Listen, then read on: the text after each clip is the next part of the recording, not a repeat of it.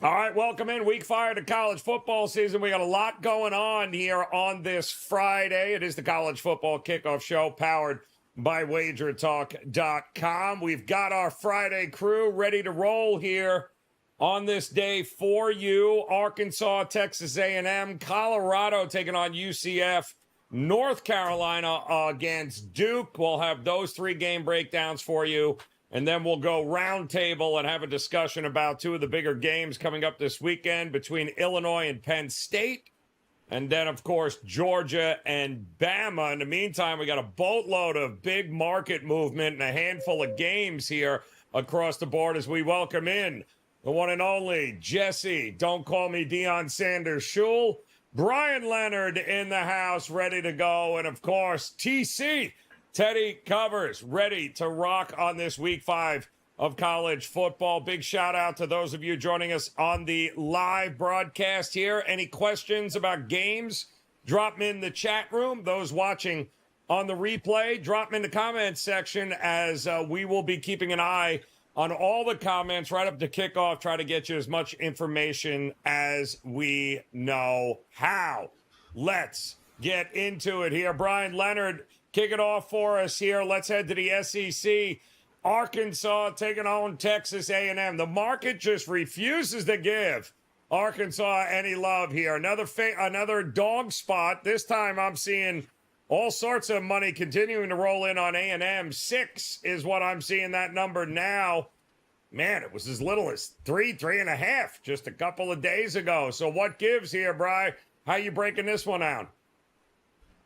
Yeah, the Razorbacks interplay at 3-1, but they did lose their only game against a ranked opponent in a 39-31 loss at Oklahoma State. They're also looking to avenge a 34-22 home loss to the Aggies a season ago. This team's done a good job in line play. I like to take a look at how teams do offensively and defensively running on the lines. They're averaging 5.55 yards per carry, only allowing 3.01. That's pretty impressive. But the passing game really hasn't been on track as of late. They've only got a 4-4 touchdown to interception ratio on the season. So they still need a little bit more work in this passing game. And this is the first of 3 straight ranked opponents for the Razorbacks. They get to face Tennessee and LSU on deck. So it's a tough schedule coming up. They need to get this victory. And as you mentioned, the line has been going up a little bit as the week has gone on. Texas A&M completely outplayed in a 23-13 loss to the Irish to open up the season. And they've since handled McNeese State, Florida, and Bowling Green. Well, the Falcons took them to the wire a week ago. The running game has been pretty good, producing 5.89 yards per carry, but they will be facing off against a strong stop unit on Saturday, probably the strongest they've faced. We backed the Aggies in that opener against Notre Dame and paid the price. They just did not look good. The quarterback play hasn't been as good as what I thought it was going to be. And that's why we're a little bit wondering why they're taking money in this matchup. They haven't shown us enough for us to want to lay these points. If it gets up to 7, I'll be on Arkansas in this one. I don't think there's that much of a difference between these 2 teams. But as of right now with the line of 6, I'm just leaning with the underdog here. Yeah, I mean, listen, Jimbo ain't walking through that door. He had a ton of success against Arkansas when he was there at A&M, but it's a new day, it's a new era, and I think Weigman is one of the most overrated quarterbacks in the country, but market seems to like him in this spot at home, taking on Arkansas. All right, Jesse, don't call me Deion Sanders. You love yourself some Colorado Buffaloes. I remember you gushing last week on this show about how much you loved Deion as a coach and didn't think he was over. No, I'm only kidding you. You hate him. So what are we going to do this week as he's on the road in Orlando after a Hail Mary victory at home against Baylor? Now he's got to token one of the guys that's not going to be interested in hearing any of it in Gus Malzahn. So 2 touchdowns, 14 and a half, somewhere in that ballpark. What do you think we're going to get? Yeah, I'm not very popular with the Colorado fan base. They were letting me have it all week. When they came back to beat Baylor, I was getting messages on YouTube and on Twitter. It was kind of like that Kirk Cousins meme where he goes, "You like that?" And I had the over in the game. So, yeah, Yeah, I did like that. But at the end of the day, that was Baylor. Baylor is projected to be one of the worst teams in the Big 12. Their defense, isn't known to have this fearsome pass rush. Baylor gets 8 sacks on Shadur Sanders. Obviously, a very lucky win. I look at this Colorado team. I know the fans are telling me we're 3-1. We're so much better than we were last year, but I'm not sure the numbers really indicate that. I mean, their big weaknesses last year, of course, their offensive line couldn't keep Shadur upright, and they couldn't stop the run. And if you look at the numbers, they've allowed 603 rushing yards so far this year. That's just over 150 rush yards per game. And they were allowing over 200 rush yards per game last year. However, they did play TCU and Oregon last year, 2 ranked teams. They haven't played a ranked team yet. And the teams they've played instead of TCU and Oregon, Baylor, who almost beat them on their own building, and an FCS team.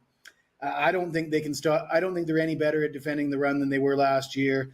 Whether or not their offensive line is better, I mean, it certainly wasn't the case last week. And I think this is a nightmare matchup for them. The nation's number 1 rushing attack, UCF, is averaging 375 yards per game. A true dual threat quarterback, and dual threat quarterbacks have given the Buffaloes issues. Cam Miller had a season high 81 yards and 2 touchdowns on 16 carries for North Dakota State in their opener. And then Sawyer Robertson for Baylor, who's not even known as much of a runner. He had a career high 82 yards on 9 carries with a touchdown. You look at those numbers, you got to like the chances of KJ Jefferson going off. And then they got 3 running backs that are all averaging 6 or 7 yards a carry. And Colorado might be 3-1 on the season. They've been down at halftime, down pretty significantly at halftime in 3 of their 4 games. I like UCF to get off to a good start here, so I would lean Central Florida first half -7.5.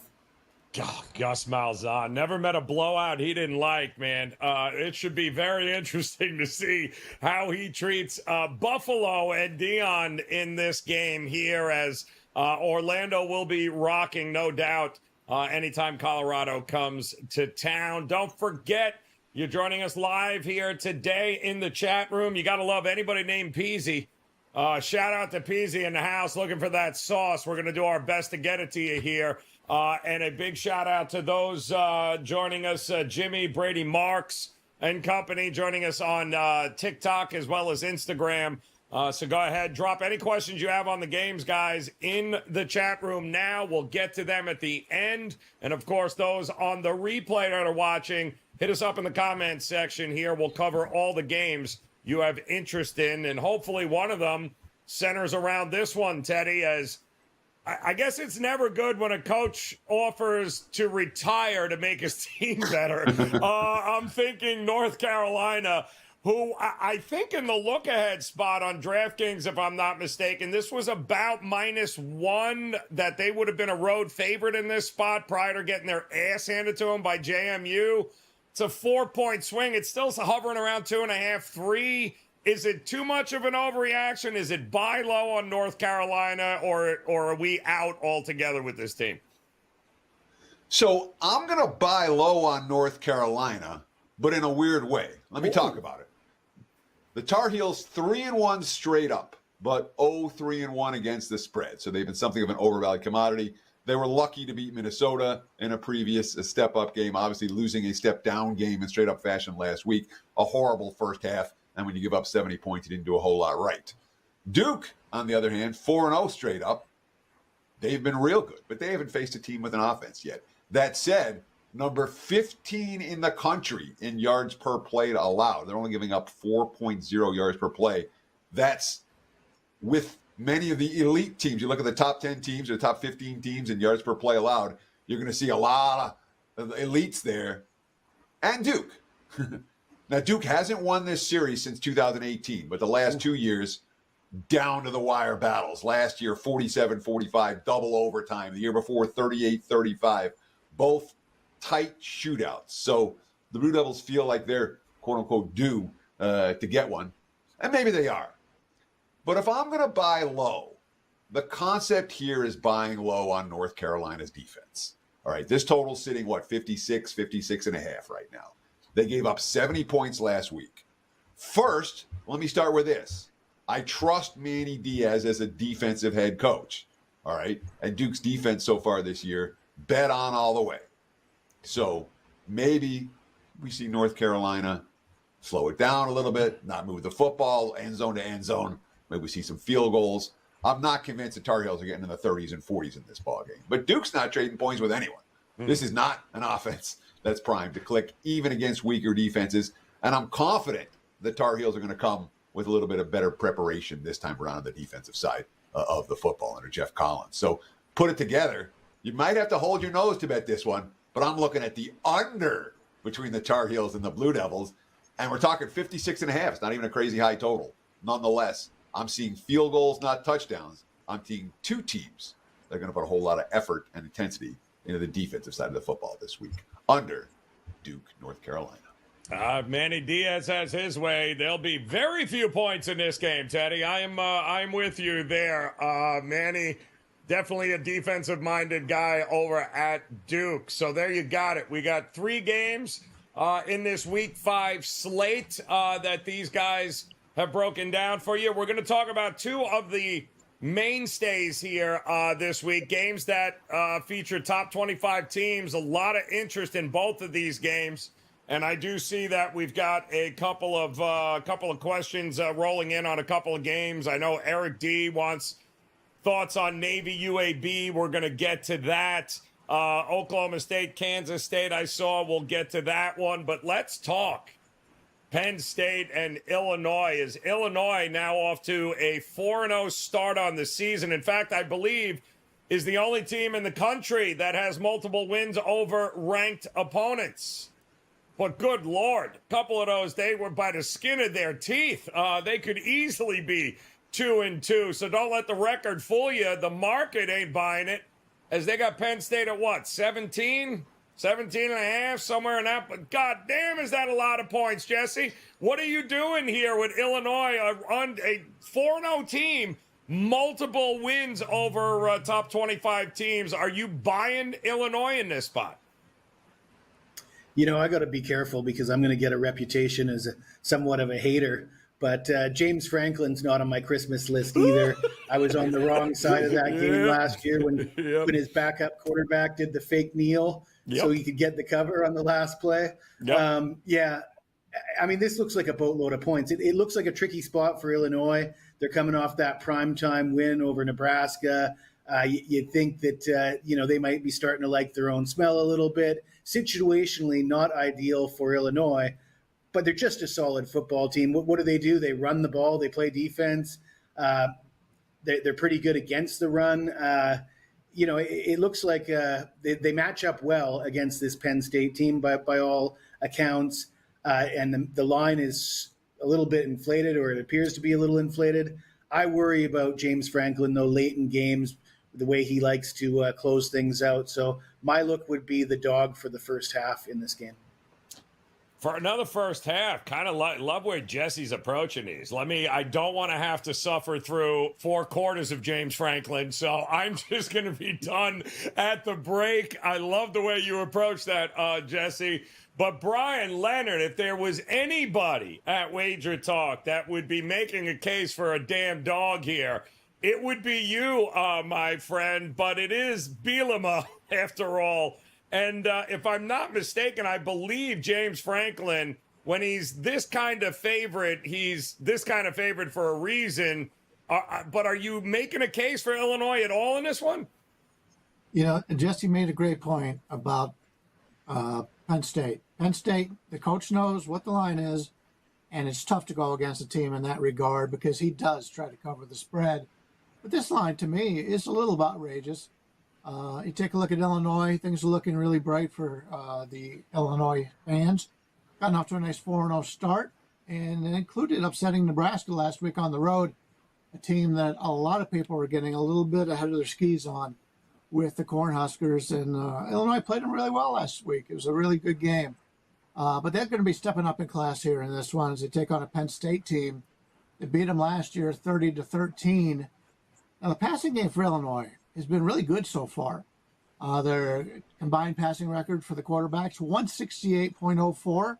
and they got a 10-0 touchdown to interception advantage. That is not something I don't think we expected out of Illinois coming into this season, but you have to take it with a little bit of grain of salt. Illinois, even though they have not played the best schedule thus far, they're +7 in turnovers. That's not going to continue in Big Ten country playing these physical teams like Penn State. So you will see some regression out of Illinois here. Penn State 3-0, blowout winners over West Virginia and Kent State. But a really tight contest against Bowling Green just a couple weeks ago in a game they really could have lost outright. Bowling Green's a team that's been very good on stepping up in class this year. So I think this could be, after beating Kent State so badly last week, I think this could be a letdown situation for the Lions. Like I said, they ran all over Illinois last year, and they've got UCLA and USC, the two California teams, on the schedule to the Big Ten next week. I'm sure they're looking to make a first impression against those two teams and show them that who's the boss, along with Ohio State in this conference. So I kind of like Illinois here. You're getting the +18 here. I think it'll be a lower scoring affair. I don't expect Illinois to have that kind of success in the passing game in which they did earlier. So I could either take Illinois here, and the first half is probably a pretty good idea, or I could play the under. I'd like to play the Penn State side under here, but if he's looking to cover that spread late in the game, I don't want to be on the other side. So give us Illinois. Also like the under in this game overall.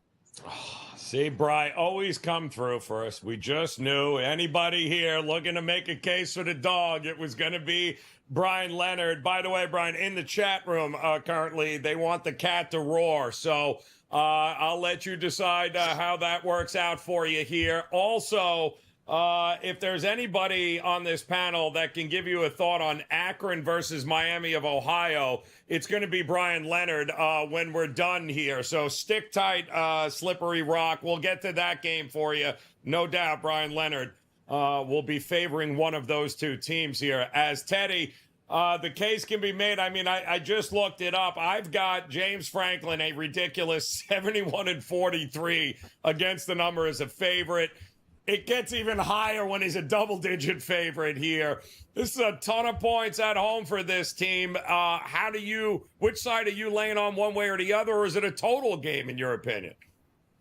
Oh, no, this one's a clear choice for me. And with all due respect to my accomplished colleagues on the panel, I'm looking the other way. If I'm playing, I'm laying with Penn State. Both you guys said it. Jesse, you said it. Brian, you said it. This is a coach who knows what the point spread is, all right?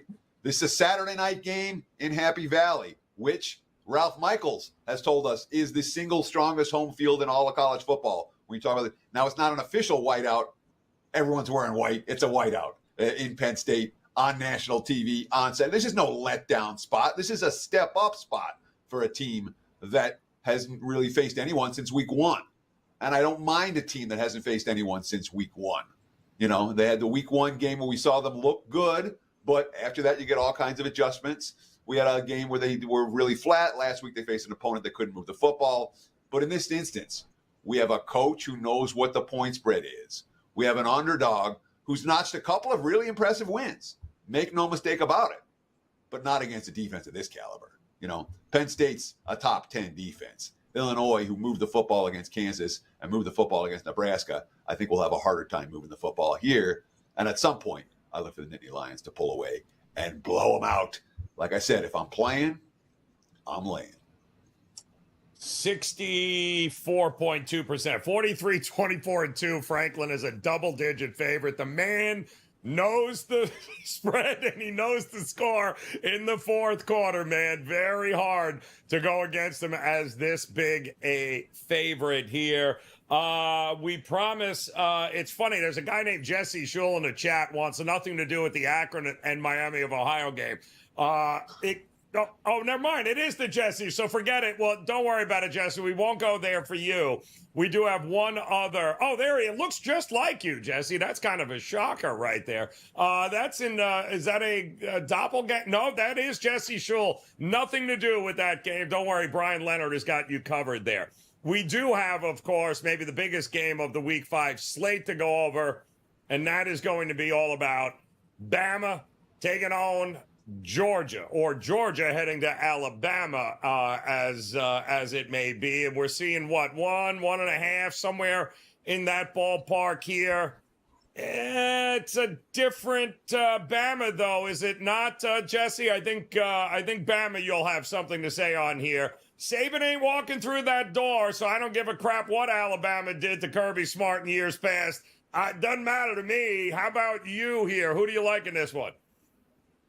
Yeah, Georgia, they got as many losses as they do championships the last 2-3 years. Certainly the best, most dominant team in football the last 3 years. The only team they haven't been able to beat is Alabama. And like you said, Nick Saban isn't walking through that door. But if you're going to replace a guy who's considered to be the GOAT of college football as far as coaching goes, Kalen DeBoer is not a bad guy to start with. And, I want to ask you guys this. Do you guys think that Nick Saban could have gone into Seattle and led the Huskies to a Pac-12 championship, beat the Oregon Ducks twice, take them to the playoff final? Because there's not many guys that are capable of doing that. And Kalen DeBoer, he's right around that age. He's 49 years old, right around the same age Nick Saban was when he arrived at Alabama. And I took the time to, break it down and look at what Saban had accomplished compared to what DeBoer had accomplished when they arrived at Alabama. And it's basically, it looks like the same guy, a conference championship and a power conference, a couple Coach of the Year awards. I was impressed with Kalen DeBoer as a coach. You look at the 2 wins against Oregon last year, and Dan Lanning being from the Georgia program. And DeBoer thoroughly outcoached Dan Lanning in both of those wins, in my opinion. I have faith that DeBoer will have schemes that Kirby can't deal with. I got to roll with the Tide, getting points at home. Although I see you got Alabama as a favorite here. Last I looked, they were earlier today +2. It's bouncing back and forth right now. Yeah, it's going back and forth. Yes. Yeah, and literally, about 15 minutes ago, before we came on air, there were books that had Alabama -1. There were books that had Pick'em. There were books that had Georgia -1. We're looking at the free WagerTalk live odds screen right now. Yep. It looks like they've taken out all of the Alabama at the plus price. Yep. So the Alabama, so that's it's now back to Georgia plus, or Alabama. I say laying points. They took out all the. They took Georgia -1. Sorry, they took Georgia +1.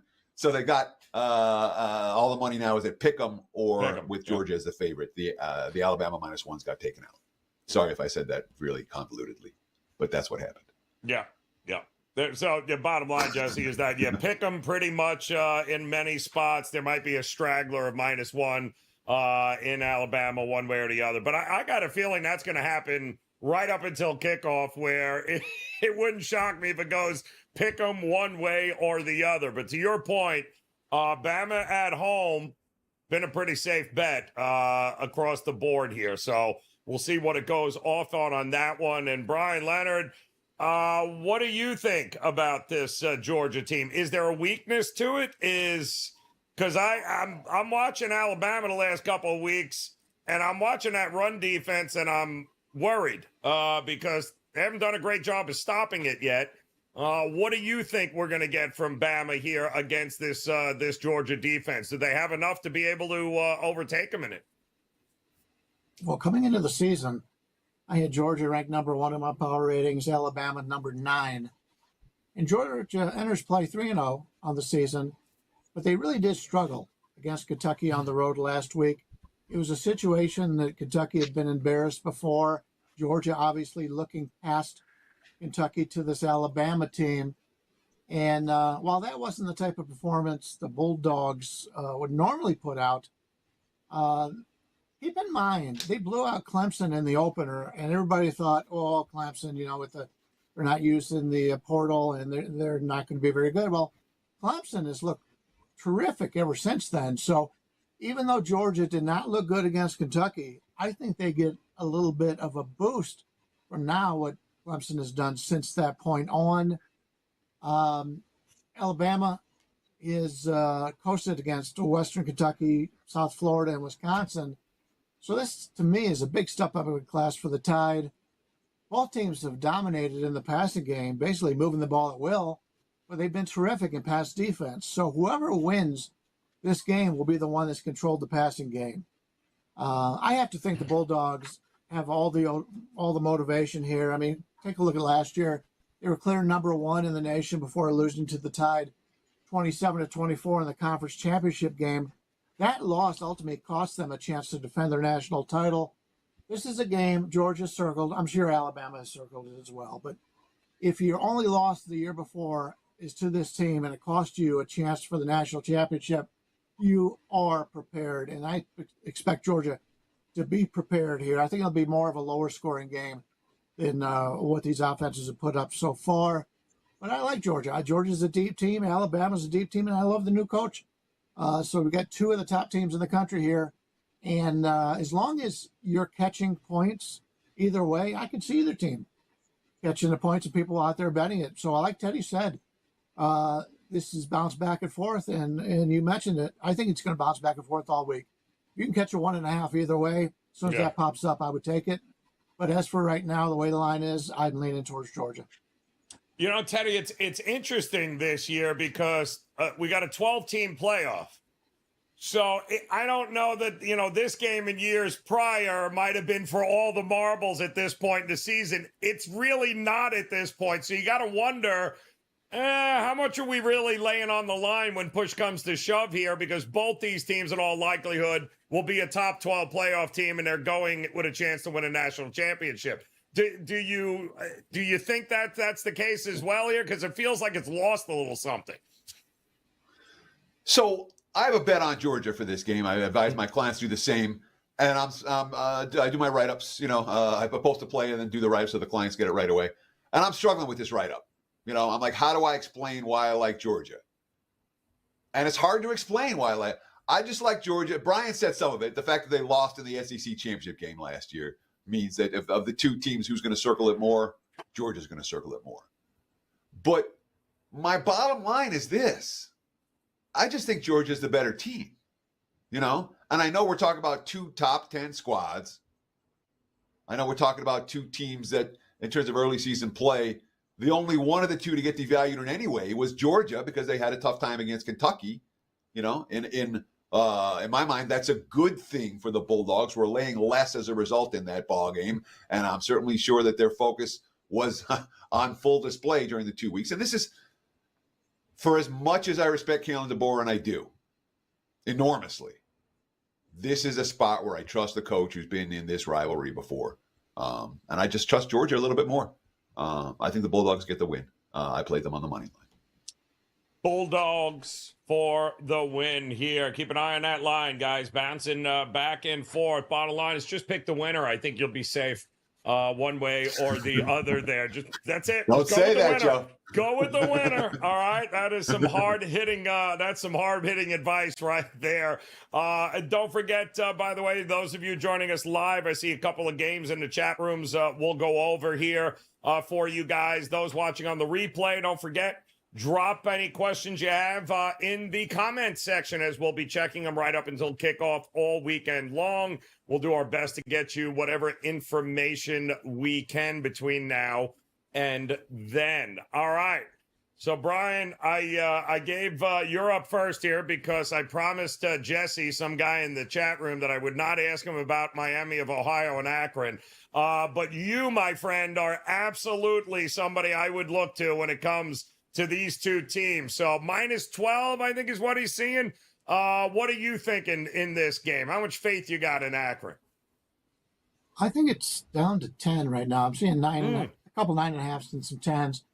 I think that's probably the right side here in Akron.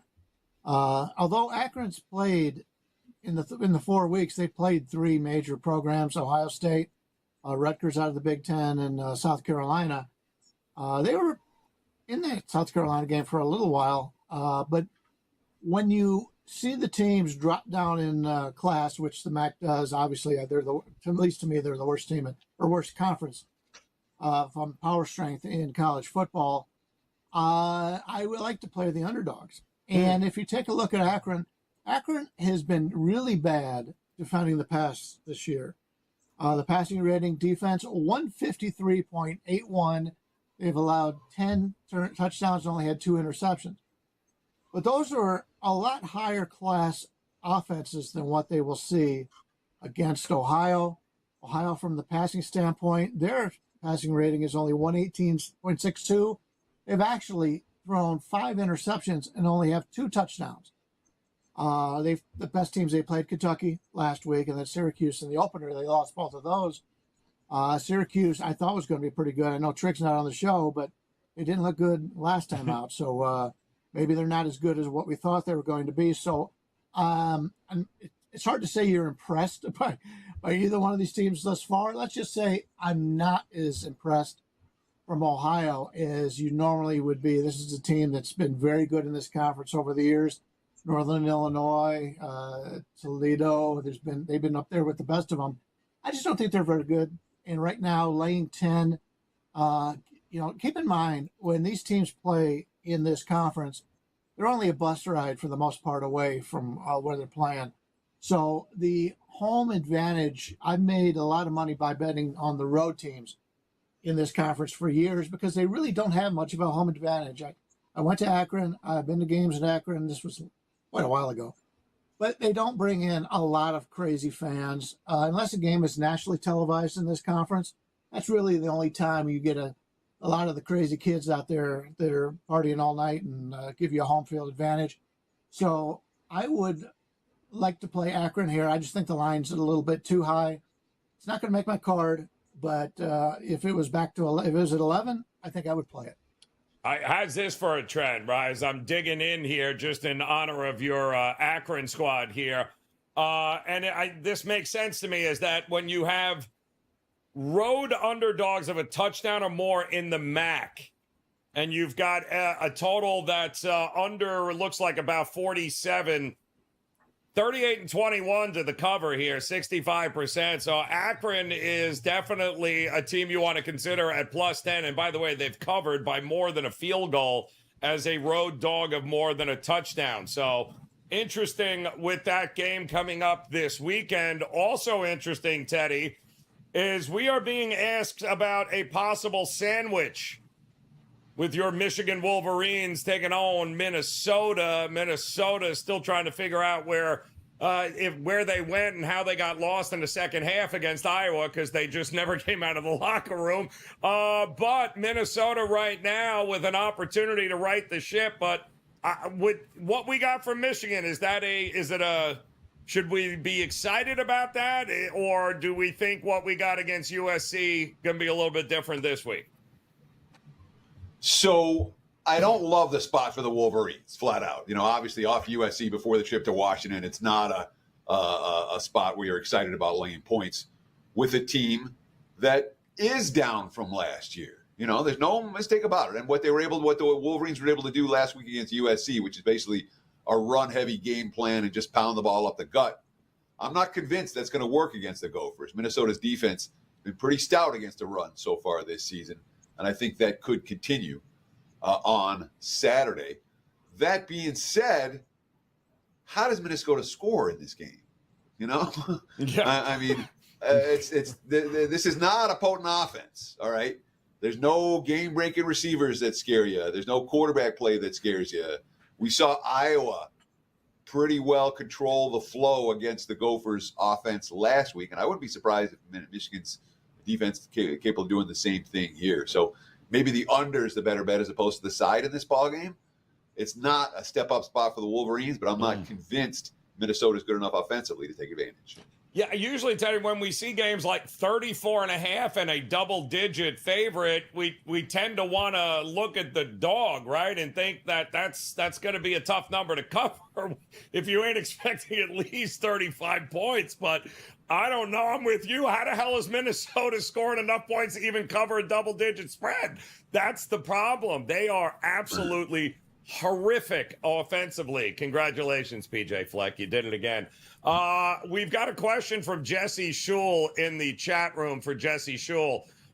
Jesse, I'm just curious. Jesse in the chat room would like to know your thoughts on what in the hell UNLV is going to do with their quarterback quitting, because he tried to fleece him for NIL money, but they're saying he never got it in writing. So he just walked away, and now UNLV is going, what the hell are we supposed to do? The market kind of overreacted. They were a 4-point favorite. I saw after the news broke, -1, maybe even less than that. So the market thought he was Sluka, what, a 3-point difference from the backups?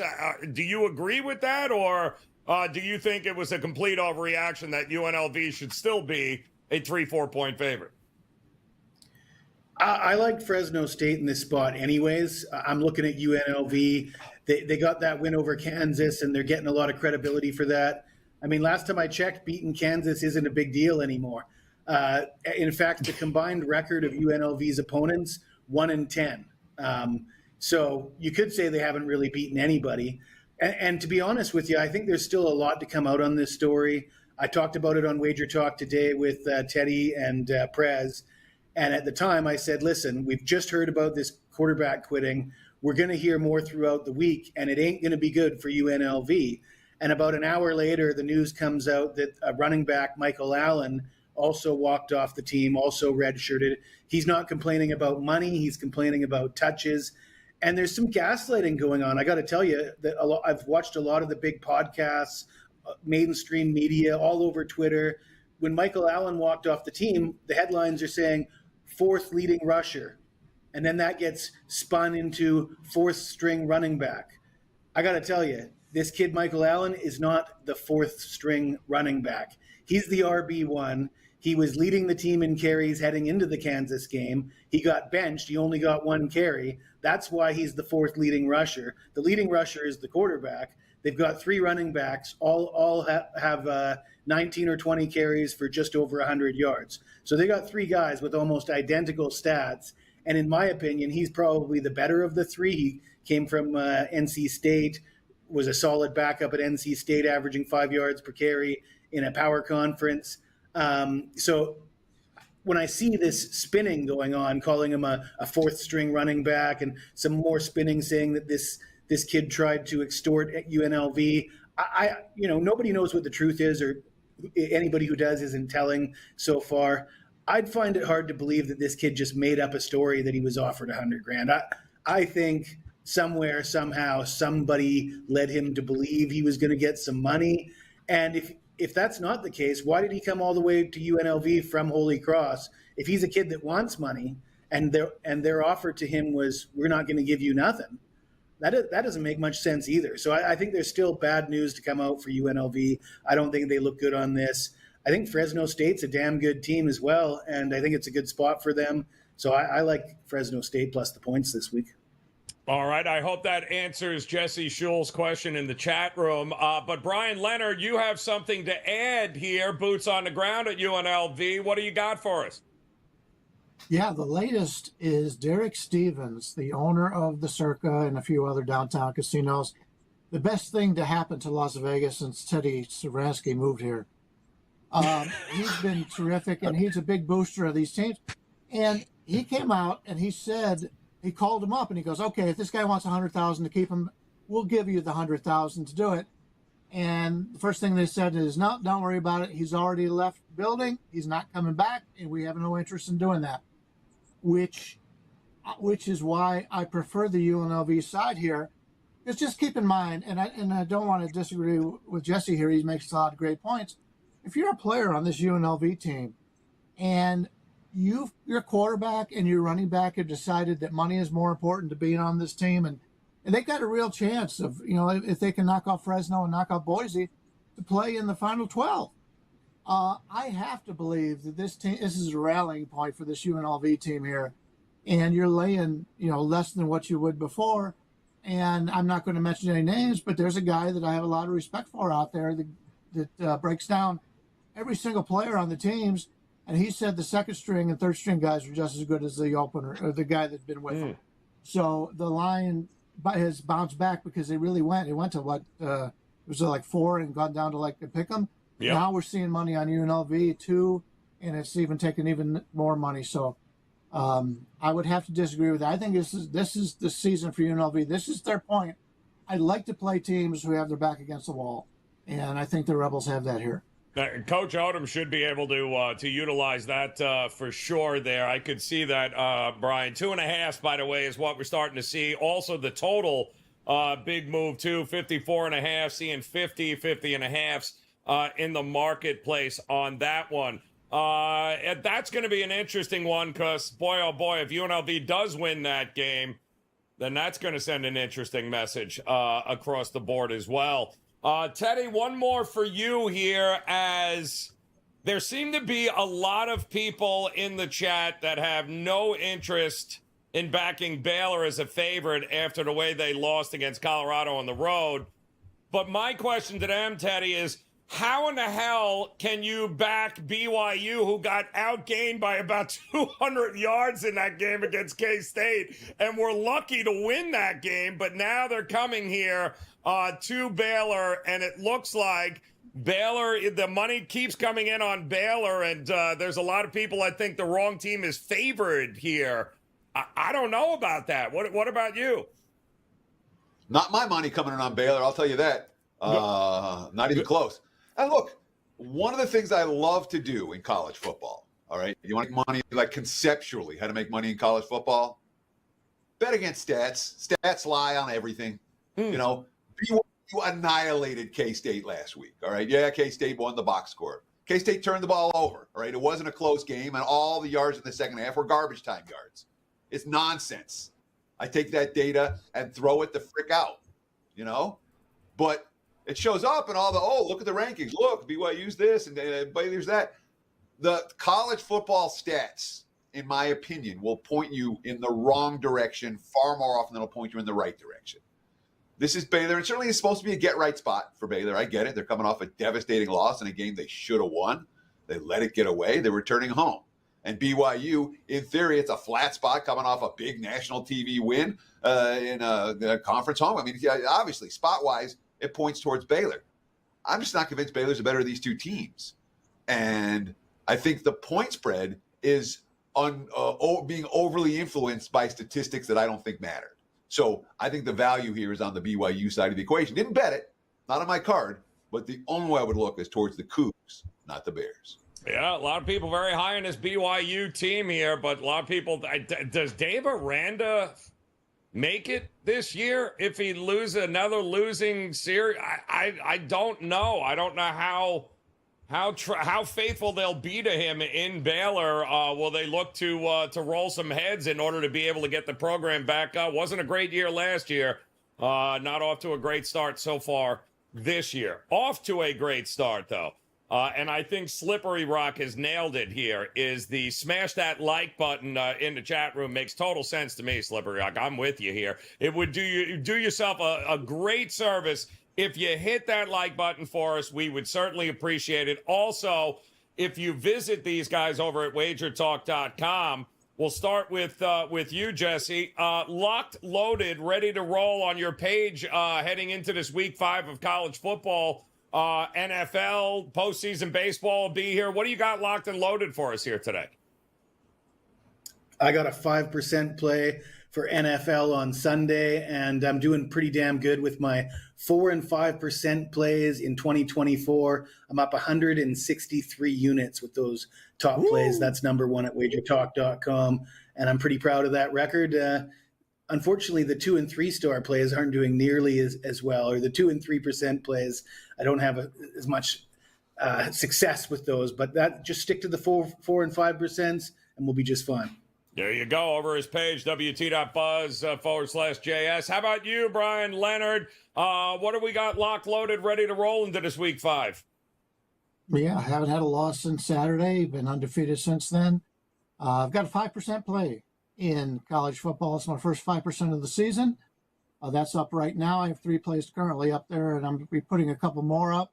I actually like the NFL card this week. We swept last Sunday, looking to get more of that going on this week, although I haven't put up any plays yet, looking for certain lines.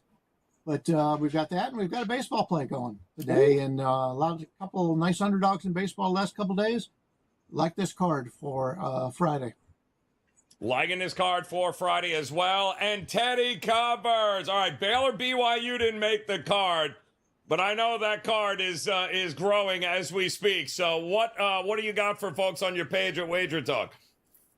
So on Saturday, we have a 5% big ticket like Brian. It is my first of the college football season. Long term, 2021, 61%. Counting every 5% play in every sport, 79 and 51. So I don't put out a ton of them, but they've consistently won for 3+ years. I'm expecting more of the same on Saturday. That's part of the card. And then on Sunday, I've got a 4-star game of the week blowout, where I'm laying the points with a favorite that I think is going to annihilate. But don't buy any plays. Don't be stupid. Really. Buy a package. Get on board for the weekend. Get on board for the week. Get on board for the month. Take advantage of that 3-month offer at Wager Talk, where you get a month free, $7 a day. Lots of great offers. I'd say don't buy any of my plays. Get on board with the package if you want to get on board. WT.buzz/TC. Yeah, that goes with all of them there, guys. It is this is a great time of year. The most fun time of year here is we've got college football, NFL, Major League Baseball postseason. Oh yeah, by the way, the NHL is back here. Not to mention the NBA, college hoops, all within the next couple of months. Great opportunity to partner up with these guys over at WagerTalk.com. All right. Yes, Eric D., it is a press-free zone here. It's the only way we'll have it on the College Football Kickoff Show. We will be back, however, next Thursday, getting you ready again for Week 6 in the college football season. Want to thank Jesse Schule. Also want to thank Jesse Schule in the chat room. Great stuff by both of you. Bryan Leonard, always a pleasure, as well as Teddy Covers. Guys, hit that like button. Make sure you hit that little bell in the upper right-hand corner. Come back and join us again next week for another edition of the College Football Kickoff Show. Until then, enjoy the weekend. Cash those tickets. We'll see you again next week.